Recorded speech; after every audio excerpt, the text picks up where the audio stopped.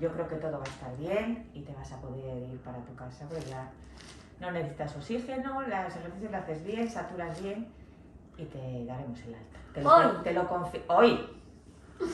Genial. Era a mellor noticia que lle podían dar a Andrea hoxe.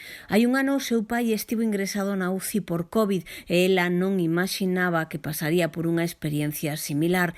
Inda que non chegou a estar na unidade de cuidados intensivos, esta xoven de 21 anos chegou hai 4 días ao Chúo cunha neumonía bilateral. Tiene una neumonía bilateral, pero no ha necesitado soporte respiratorio. La verdad es que la evolución ha sido muy buena.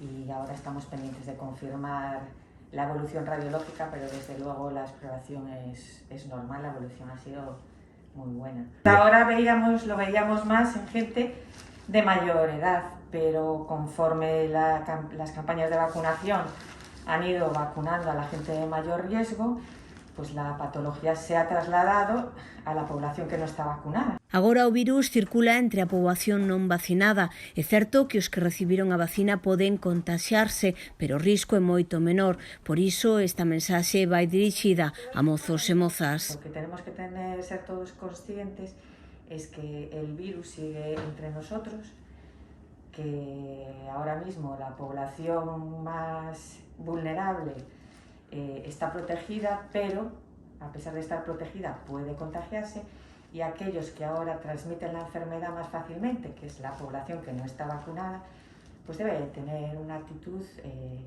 prudente. Todos tenemos muchas ganas de salir, de abrazarnos, de besarnos, de disfrutar de la vida, de acompañar a nuestros amigos y familiares, pero dentro del sentido común. Andrea non sabe onde se puido contaxiar, pero despois de 4 días ingresada e todavía co susto no corpo manda tamén a súa mensaxe. Yo no puedo ser ahora hipócrita y decir a la gente que es de mi edad, no salgáis, no estéis con vuestros amigos, tal.